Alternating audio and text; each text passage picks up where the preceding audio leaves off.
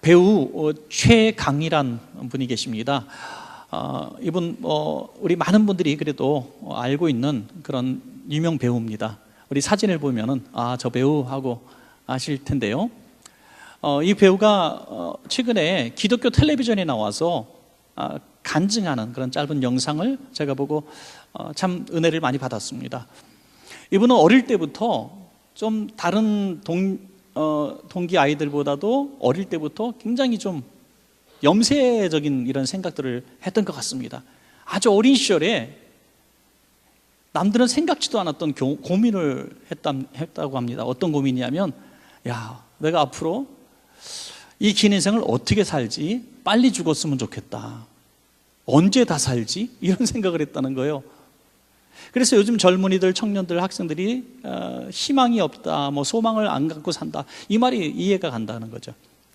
오늘 죽으면 좋겠다, 내일 죽으면 좋겠다. 어린 시절부터 그런 생각을 했는데, 그것은 굉장히 깨어진 자존감 때문에 그랬다고 합니다. 나는 아무것도 할 수 없고 나까짓 거 나 같은 사람 있으나 마나한 사람, 늘 그렇게 자기 자신을 학대하고 또 멸시하는 이런 삶을 쭉 살아왔다고 합니다.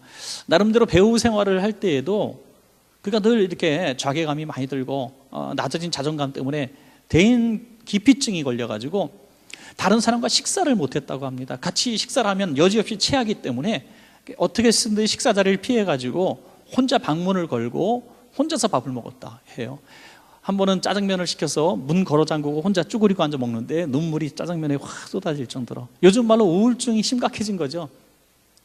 그렇게 자기 자신을 학대하고 또 멸시하는 가운데 그래도 세상에 또 내가 도움될 일이 있을까 하면서 생각해 보니까 헌혈하면은 내 피가 다른 사람 살린다 그래서 그 길로 달려가서 또 헌혈의 집 가서 피도 뽑고 또 골수도 기증하고 아주 수차례 자괴감이 들 때마다 이렇게 하니까 주변 사람들은 그것도 모르고 선행천사라느니 배우 생활하면서 어떻게 그럴 수가 있느냐 박수를 쳐줬지만 스스로는 더 괴로웠다는 거예요.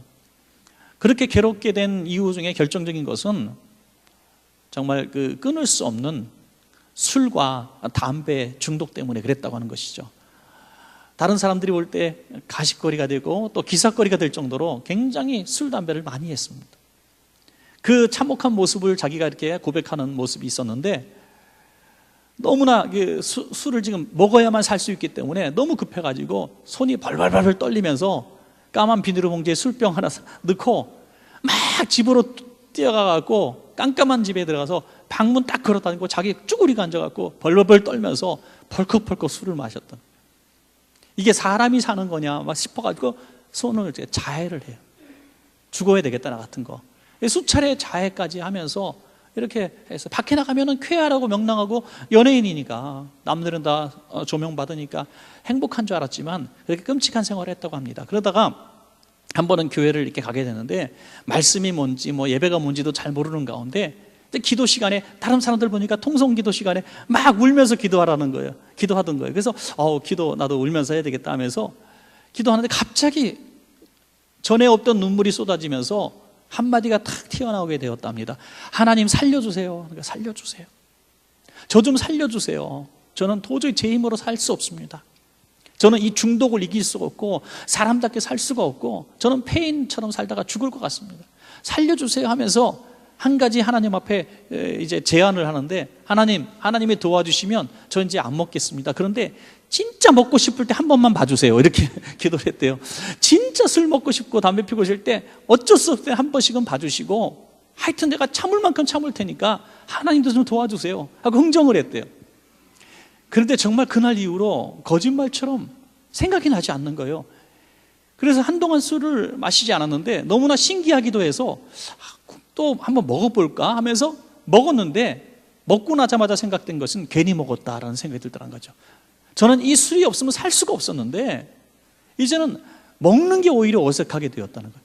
정말 그 순간에 자기가 완전히 술과 담배 중독에서 해방된 것을 그때야 깨닫고 하나님 앞에 감사하는 삶을 살게 된 것입니다. 그가 시청자들에게 이렇게 얘기를 했는데요, 마지막에 제가 만난 예수님은 자유예요. 세상의 자유는 그 뒤가 너무나 찝찝하고 수습해야 하는 자유였지만 예수님이 주신 자유는 세상의 어떤 자유보다 진짜 자유였습니다. 그 자유의 하나님을 여러분 모두가 만날 수 있기를 기도할게요. 참 많은 이 세상에 화려한 조명 아래에 살고 있는 많은 사람들이 이런 최강희 씨의 이런 고백을 듣고 많이 위로받았으리라고 생각해요. 오늘 2부 예배 또 우리 연예인들 몇 사람 이렇게 우리 교인들 같이 나오셨더라고요. 그래서 제가 그분들에게 얘기는 하진 않았지만 그분들에게도 많이 도움이 됐으리라는 생각이 들더라고요. 사랑하는 여러분, 오늘 본문이 그런 말씀이에요. 도무지 내 힘으로 회복될 수 없을 것 같은, 내 힘으로 일어날 수 없을 것 같은 그런 뼈다귀 무덤, 뼈 무덤 같은 이런 상황 가운데서 우리가 다시 일어날 수 있는 소망을 가질 수 있는 것은 오직 하나님의 은혜밖에 없다는 것을 오늘 본문은 말씀하고 있습니다. 에스겔 선지자는 유다 말기에 유다의 멸망을 예언했던 선지자입니다. 회개하라. 회개를 끊임없이 선포했지만은 유다 백성들은 선지자의 말을 듣지 않고 끝까지 죄악 속에 살다가 결국에는 바벨론에 의해서 철저히 나라는 망하게 되었고 온 유다 백성들은 포로로 바벨론으로 끌려가게 됩니다. 이 에스겔도 예외가 아니었습니다. 포로 가운데 하나가 되어서 끌려가서 포로 생활을 하게 된 것이죠. 얼마나 기가 막힙니까? 얼마나 슬픈 일입니까? 나라는 폐허가 되고 회복될 기미가 전혀 보이지 않는 가운데 어느 날 너무 참담한 마음 가지고 슬퍼하는 에스겔에게 하나님이 환상 중에 나타나셨어요. 환상 가운데, 실제 사건은 아니지만 환상 가운데 나타나셔서 에스겔을 이끌어 가셔서 한 골짜기로 인도하는데 그 골짜기에 가만히 서서 보니까 사방이 다 뼈들이 가득한 뼈 무덤이었습니다. 그 사람들의 뼈였습니다. 오죽 이 참담하면 이 사람의 뼈와 저 사람의 뼈가 뒤에 엉켜 있을 만큼 끔찍한 이런 광경이었습니다.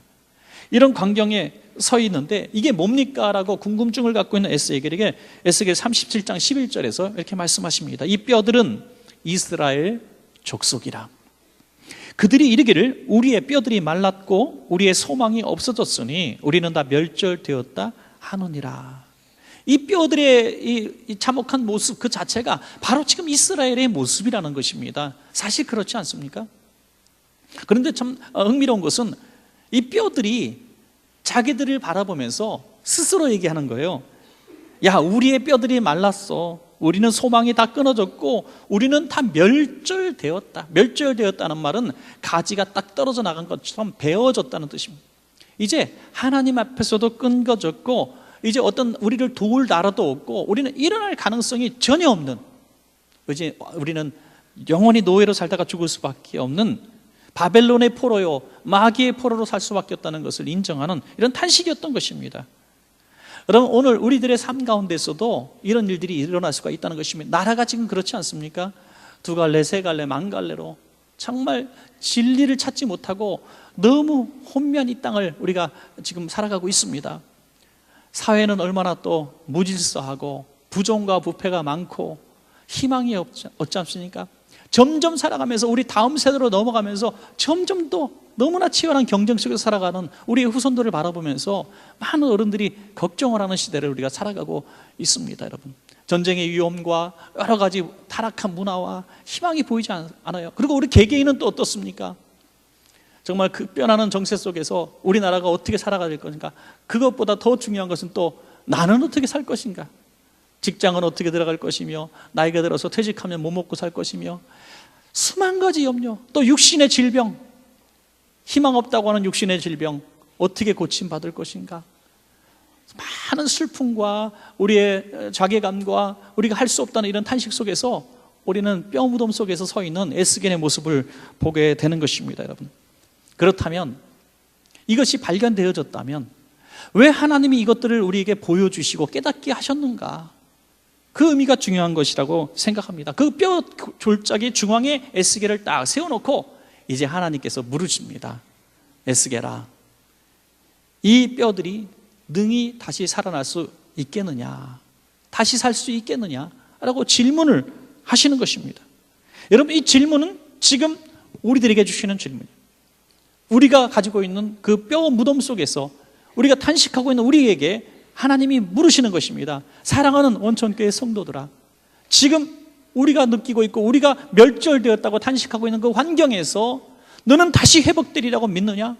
다시 살아날 수 있다고 너는 확신하느냐? 너 자신도 너를 믿지 못하지만 너는 믿느냐? 하고 이렇게 말씀하실 때 우리는 뭐라고 대답할 것인가 하는 거죠. 에스겔은 지혜롭게 대답합니다. 눈으로 보고 상황을 보니까 불가능한 거예요. 금방 죽은 사람 같으면 인공호흡을 한다든지 어떻게 하면 살아날 것 같은데 다 살들도 썩어서 뼈가 다 나왔고 이 뼈가 저 사람 뼈와 이 사람 뼈가 막 뒤엉켜가지고 뼈 무덤이 산더미처럼 쌓이는데 이거 어떻게 살아난다고 자기가 고백할 수 있겠습니까? 도무지 믿어지지 않는 거예요. 지혜롭게 대답을 합니다. 주께서 아시나이다. 주께서 아시나이다. 여러분 그렇습니다. 우리의 생각으로는, 상식과 경험으로는 도무지 이건 불가능해요. 그러나 여러분 그 불가능한 환경 가운데서 혹시라도 하나님께서 여러분에게 넌 이 문제가 해결되리라고 믿느냐라고 물어보신다면 우리는 이렇게 대답할 것입니다. 주님, 저는 할 수 없지만 하나님은 하실 수 있습니다. 그게 주께서 아시나이다, 이런 뜻입니다. 여러분, 오늘 우리들이 갖고 있는 모든 부끄러움과 내 힘으로 극복할 수 없는 경제적인 상황, 육신의 아픔들, 이 모든 문제들이 지금 에스겔 골짜기에 서 있는 우리의 모습이라고 여겨지신다면 여러분 이것은 축복입니다. 왜 축복이냐면 이것을 모르고 살아가는 사람은 희망이 없지만 하나님께서 보여주셨다고 하는 것은, 깨닫게 해주셨다고 하는 것은 하나님께서 고쳐주시기로 작정하셨기 때문인 것입니다. 회복될 것입니다. 그래서 오늘 우리는 간단하게 이 에스겔 무덤뼈에서 회복되어지는 비결, 우리 짧은 두 가지를 통해서 은혜를 나누기를 원합니다. 첫 번째는 하나님의 말씀이 마른 뼈들을 살릴 줄로 믿습니다. 하나님의 말씀이에요. 에스겔 37장 4절입니다. 또 내게 이르시되 너는 이 모든 뼈에게 대언하여 이르기를 너희 마른 뼈들아 여호와의 말씀을 들을지어다. 너희 마른 뼈들아, 그 환경에 대해서 말씀하고 있습니다. 야 마른 뼈야, 너 일어날 거야, 너 회복될 거야 라고 선포하시는 것입니다. 여러분 하나님의 말씀은 삶의 현장 가운데서 나타나는 것입니다. 그냥 교양, 지식, 상식, 우리가 평소에 그냥 공부해서 쌓아놓는 어떤 보고가 아니라 하나님께서 상황 따라 현장에서 우리에게 주시는 생동감 있는 말씀이에요. 저는 하나님의 말씀을 이렇게 경험하지 못하고 믿지 못하고 능력을 경험하지 못한 사람의 중요한 이유 두 가지는 하나는 내게 주신 말씀으로 받지 못한다는 거죠. 내게 주신 말씀으로. 두 번째는 내게 주신 그 말씀대로 순종하지 못한다. 이 두 가지가 하나님의 말씀의 능력을 경험하지 못하는 비결이에요. 여러분 오늘도 많은 분들이 여기 계시지만 제가 오늘 이렇게 말씀을 증거합니다. 누구 한 분을 얼굴 보면서 말씀을 증거가 아니라 제가 그냥 중앙에 대충 보면서 이렇게 말씀을 증거합니다. 누구 얼굴을 빤히 쳐다보면서 말씀 전하면 누가 또 나한테 무슨 소리 했나 보다 이렇게 생각하실까 봐 하여튼 대충 이렇게 허공을 보면서 말씀을 전하는데, 그래서 우리는 잠시 딴청을 부릴 수도 있고 우리가 문자를 주고받을 수도 있고 또 잠깐 주님과 깊은 단잠을 취할 수도 있고, 그렇지만 만약에 여러분 1대1로 제가 제 방에 초청해서 같이 대화를 나눈다면 제 눈을 보고 저는 그분의 눈을 보고 대화를 나눌 겁니다. 여러분 우리가 하나님의 말씀이 오늘 이렇게 공개적으로 선포되지만 모든 말씀이 다 내게 주신 말씀으로 받아지는 게 아닙니다. 어느 순간에 어느 말씀이 강력하게 지금 성령님이 내게 하시는 말씀이라고 딱 내 마음에 부딪히는 말씀이 있을 줄로 믿습니다. 여러분 그 말씀이 지금 내게 주시는 말씀이에요. 그게 지금 내게 주시는 말씀. 그거를 아멘하고 붙들고 그 말씀대로 한번 실천해 보시기 바랍니다. 그러면 말씀의 능력이 나타나는 거예요. 오늘 에스겔에게 하나님은 말씀을 주십니다. 말씀을 들을지어다. 그 감동대로 순종하면 참 놀라운 기적이 일어나는 것입니다. 상황 가운데서, 현장 가운데서 하나님이 보여주시고 순종케 하실 때 놀라운 일들이 일어나는 것은 참으로 많은 경우가 우리가 경험할 수 있는 거예요. 저번에 한번 말씀을 드렸고 많은 분들이 아시는 이야기지만 오늘 설교 준비하면서 제가 생각이 다시 나서 말씀을 드리는데요. 아주 수년 전에 그 우간다에 그 선교사님 돕는 그 촬영을 하러 간 적이 있었습니다. 갔을 때 우리의 계획은 그냥 여러 군데 선교지를 방문하고 또 그 가운데 학교 몇 군데를 방문해서 그냥 잠깐 교장 선생님들 만나고 또 학교 상황 둘러보는 그런 정도였습니다. 그런데 전혀 예상치 못했고 또 작가의 시나리오에도 없는 한 가지 사건이 일어나게 되는데, 그 사건이 그 모든 촬영 가운데 가장 중심의 부분이 되었습니다. 우연히 일어난 일 같은 사건이었습니다. 아이들이 식사 때 쭉 줄을 서서 밥을 먹는데 이제 한쪽 무리에 줄 서지 않는 무리들이 있었습니다. 얘네들은 그냥 한쪽 구통에 동그랗게 앉아있고 아이들은 밥 먹으려고 줄을 쭉 서서요. 그래서 제 눈에는 그 아이들이 자꾸 보이는 거예요. 모든 사람들이 그냥 당연하게 여기고 관심도 없어요. 배급해주는 사람이나 학교 선생님들이나 그냥 관심이 없어요. 왜? 늘 그래왔기 때문에. 그 아이들은 이 급식을 받을 수 없는 학교의 아이들이 아니었습니다. 그래서 제가 궁금해서 이 아이들은 왜 줄을 서지 않습니까? 물어보니까 이 아이들은 한국과 결연이 되지 않는 아이들입니다. 한국에서 3만 원씩 결연된 아이만 줄을 서서 밥을 먹을 수 있습니다. 그러니까 이 아이들은 결연되지 않은 아이들이에요. 무리로 이렇게 한 3, 40명 동그랗게 앉아서 그냥 멍하니 있어요. 그 아이들이 견딜 수가 없는 거예요. 그 바로 옆에서 밥을 먹는데 얘네들은 구경하고 있어요. 그래서 제가 눈에 보는 이상 하나님이 뭔가 하시려나 보다 해서 이 아이들에게 제가 어떻게 할 테니까 좀 준비를 해 주십시오 해서 해서 다시 더 준비를 더 하게 되었죠. 그리고 그 아이들을 이제 음식을 먹이기 전에 선교사님이 기도를 지켰어요. 그랬더니 어린 소녀 하나가 기도를 하는데 그때 우간다 말로 했기 때문에 잘 몰랐지만 나중에 방송에 더빙돼서 이제 나오는데 얼마나 감동적인지. 하나님, 우리도 배고파요. 매일 나와서 쟤네들 밥 먹는 거 구경하는 게 너무 힘들어요. 우리도 밥을 매일 먹을 수 있게 해주세요. 이런 기도였어요. 정말 전혀 이 프로그램에 상관도 없었던 그런 작은 사건이 그렇게 순종하게 하나님 현장에서 순종하고 이런 일들을 하게 했더니 어떤 일이 벌어졌냐면 1,500명이 그때 한국에서 결혼돼서 점심을 먹었었는데 그 방송이 나가고 연말에 1만 명의 아이들이 급식을 받게 됩니다. 1만 명의 아이들. 하나님께서 잠시 보여주신 것을 저는 볼 때 제가 뭘 할 수 있겠습니까? 그 수많은 굶어 죽어가는 아이들, 정말 아프리카 같은 데 가면 다 굶는 아이, 다 굶는 아이. 하루에 한 끼가 기본인데 다 굶는 아이들을 어떻게 다 먹여 살아요? 지금 세계의 절반이 굶주림에 살아요. 세계의 절반이. 그걸 어떻게 감당하겠습니까? 여러분, 우리 인생을 어떻게 다 우리가 그 수만 가지 개척을 하겠습니까? 중학교 올라가고 고등학교 올라가고 대학교 우리 아이들 결혼 보내고 어떻게 먹고 살 것이며 어떻게 직장 생활을 어떻게 병을 안 걸리게. 여러분, 우리는 내일 일을 도무지 개척해 나갈 힘이 없고 능력도 없습니다. 우리는 믿는 것은 상황 따라 순간순간 따라 우리에게 보여주시고 깨닫게 하시는 하나님의 음성이 있을 때 그것에 순종하면 우리는 기적을 경험할 수가 있는 것입니다. 여러분, 그날의 생활 가운데서 하나님은 여러분께 말씀하십니다. 귀를 열으세요. 여러분, 하나님은 저에게 어떤 중요한 말씀을 주십시오라고 저도 사모할 때가 있어요. 이거 이렇게 해야 되는지 저렇게 해야 되는지. 교회에 중요한 결정이 있을 때도 얼마나 제가 또 짐이 무겁겠습니까? 하나님, 이거 어떻게 해야 됩니까? 라고 어떻게 이 문제를 결정해야 되겠습니까? 결국 하나님께 들어야 되는데 어떻게 하겠습니까? 그래서 저는 이렇게 충동이 생겨요. 하나님, 핍니다. 이게 말씀이 아닌가 봐요. 다시 한번 3세판 3번까지 뭔가 여기 착 피면 말씀이 나올 줄 알고 이런 일까지도 하고 싶은 충동이 느껴져요. 왜 하나님이 선명한 음성을 좀 들려주시면 좋겠는데 잘 음성이 오지 않거든요. 그래서 저는 성구 영신 예배 때 이 성구 받을 때 저는 정말 사모하는 마음으로 제 자신은 그걸 사모하는 마음으로 받습니다. 성구 영신 예배 카드를 이렇게 주잖아요. 제가 여러분께 하나씩 드립니다. 드리면서 저에게 줄 때도 가장 기도하는 마음으로 이건 내 겁니다 하면서 보는데 마음에 안 들면 바꿀까요? 아니에요. 그냥 갔습니다. 그런데 정말 수년 동안 경험하는 것은 너무나 그 해 상황에 맞는 말씀을 제가 받았다는 겁니다. 여러분, 그게 기복적이니 미신적이니 그런 사람들이 많이 있지만 다 그렇게 말하라고 하십시오. 저는 제게 주신 말씀으로 믿습니다. 그럴 때 하나님은 제게 주신 말씀을 분명하게 주시는 것입니다. 여러분, 사모하는 심령에게 하나님은 말씀을 주시는 것입니다. 우리가 하나님의 오늘 말씀을 들을 때에도, 오늘 주일날 말씀을 드릴 때에도 오늘 한마디라도 내게 주시는 말씀이 있을 것이다 라고 기대하면서 마음을 열고 내가 하나님 말씀을 들으면 하나님의 말씀이 분명히 들려지는 것입니다. 그리고 그 말씀들 한번 순종해 보십시오.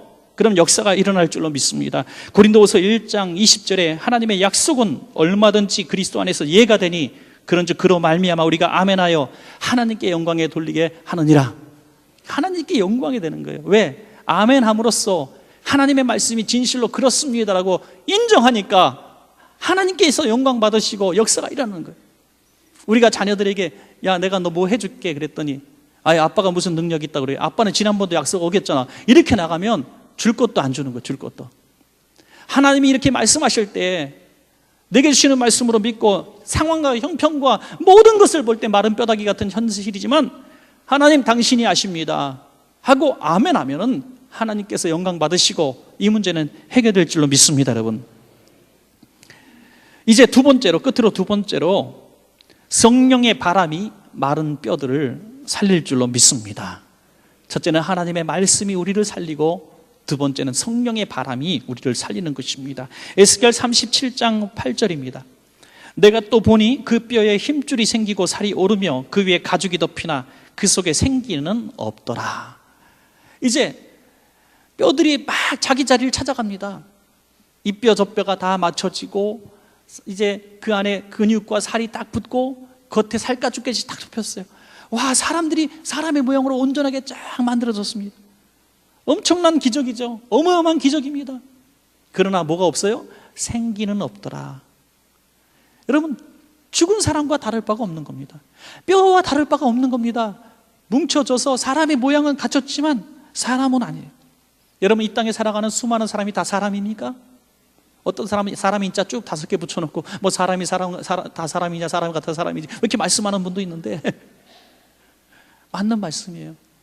정말 세상에는 세 종류 사람이 있는 것 같아요. 없어져야 될 사람, 있으나마나 사람, 꼭 필요한 사람. 여러분, 사람의 모양을 갖췄다고 사람이 아닙니다. 사람의 탈을 쓴 짐승일 수도 있는 거예요. 이 수많은 사람들이 다 그냥 널브러져 있는 거예요. 그러한 가운데 에스겔에게 또다시 말씀하십니다. 에스겔 37장 9절부터 10절입니다.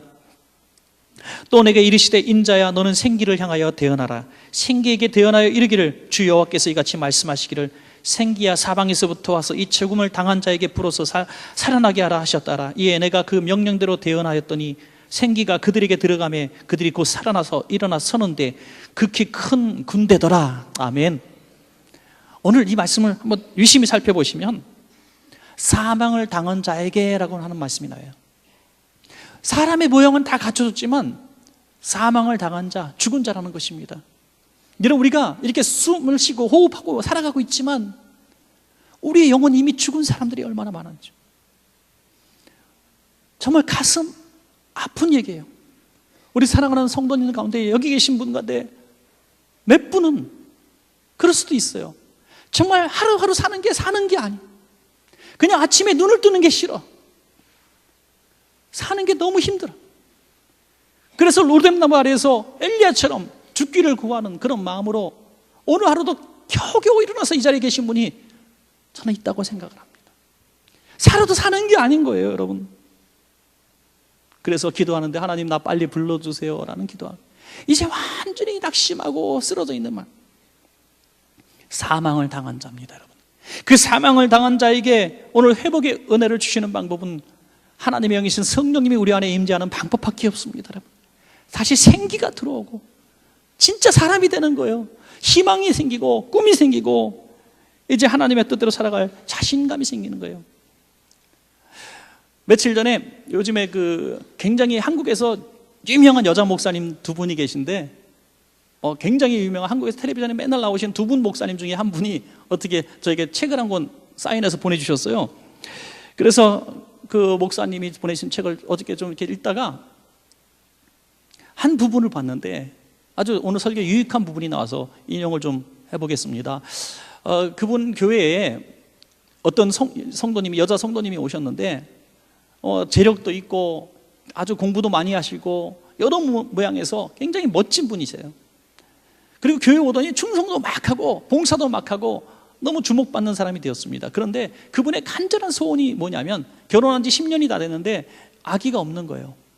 날마다 이 아기 문제를 놓고 기도하면 눈물이 펑펑 쏟아지고 주변 사람들이 너무나 안타까운 거예요. 저렇게 좋은 분이, 저렇게 착하신 분이, 저렇게 교회 충성하는 분이 아기가 없으니 같이 막 또래 분들이 같이 얼마나 열심히 눈물로 기도해 줬겠습니까?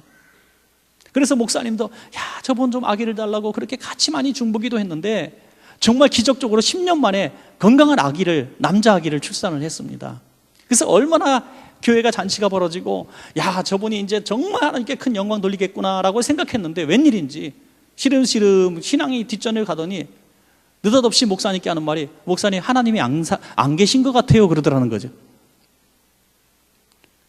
안 믿어진대요, 하나님이. 그래서 너무나 충격을 받은 거예요, 목사님이.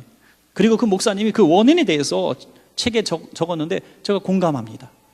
뭐라고 기록하셨냐면, 그분이 예수 믿는 이유, 그렇게 충성했던 이유, 그렇게 기도했던 이유가 오직 육신의 문제, 악이 나는 문제에 있었기 때문에 그가 이 문제가 해결받자 주님을 부인하게 되었다는 것입니다. 여러분, 육신의 문제만 우리가 놓고 기도하는 인생은 우리의 영혼이 죽습니다.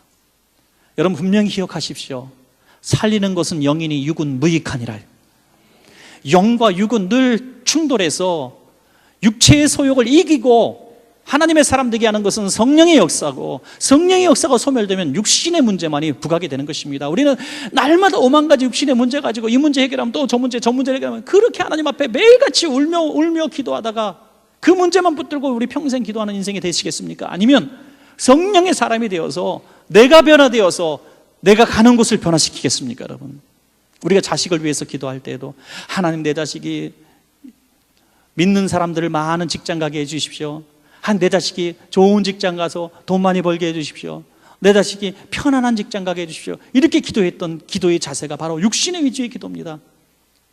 영으로 우리가 기도한다면, 성령이 기도하신 기도를 우리가 한다면 이렇게 기도하는 겁니다. 하나님, 내 아들이 가는 곳에 불신자가 많더라도, 힘이 드는 그런 일이라 할지라도, 정말 마음에 쏙 드는 직장이 아니라 할지라도 하나님, 내 아들과 함께 하셔서 성령의 사람이 되어서 우리 아들 주변에 있는 사람들을 다 예수 믿게 하시고 그 회사가 복되게 하시고 우리 아들이 가는 곳마다 복되게 하여 주시옵소서. 이렇게 기도하는 것이 성령의 사람의 기도라는 것입니다. 믿습니까, 여러분? 우리가 성령의 사람이 되면 환경을 변화시키고 나가는 것이지 좋은 환경을 우리가 쫓아가는 것이 아닌 것입니다. 여러분, 우리가 성령의 생기가 우리 안에 임재하면 생각이 바뀌고 말이 바뀌고 꿈이 바뀌고 생활이 바뀌는 것입니다. 갈라디아서 5장 16절 17절에 보면, 내가 이르노니 성령을 따라 행하라. 그리하면 육체의 욕심을 이루지 아니하리라. 육체의 소욕은 성령을 거스리고 성령은 육체를 거스리나니 이 둘이 서로 대적함으로 너희가 원하는 것을 하지 못하게 하려 함이니라. 아멘. 여러분, 순서가 분명히 그렇지 않습니까? 영혼이 잘 돼야 범사가 잘 되고 범사가 잘 돼야 육신의 강건함이 있는 것입니다. 여러분, 오늘 말씀을 맺겠습니다.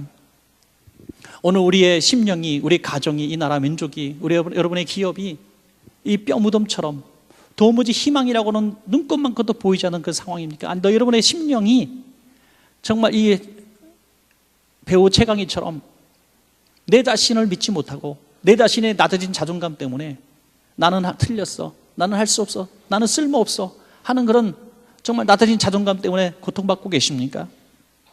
어떠한 문제든지 좋습니다. 하나님께서 그것을 깨닫게 하신 것은 복입니다. 은혜입니다. 하나님이 왜 보여주셨을까요? 너 죄 때문에 이렇게 된 거야. 네가 신앙생활 똑바로 하지 않아서 이렇게 된 거야. 너는 그렇게 살 운명이야 라고 말씀하시려고 그러셨을까요? 아닙니다. 하나님은 묻습니다. 야, 이 뼈들이 능히 다시 살아날 것을 내가 믿느냐 하는 것입니다. 네, 주님 믿습니다. 주님은 하실 수 있습니다 하면 주님은 두 가지 방법으로, 하나님의 말씀으로, 성령의 능력으로 우리에게 이 기적을 경험케 하시는 것입니다. 여러분, 하나님의 말씀과 성령의 능력은 항상 두 바퀴에 두 바퀴 균형이 있어야 됩니다. 기차가 레일이 양쪽에 있어야 되는 것처럼 우리도 말씀도 열심히 배우고 열심히 암송하고 선포하고 기도도 열심히 하고 주여 삼창도 하고 아멘도 열심히 하고, 그래서 두 가지가 같이 나갈 때에 우리의 죽은 영혼과 육체가 거듭나고 변화되고 살아나는 역사를 경험하게 될 줄로 믿습니다.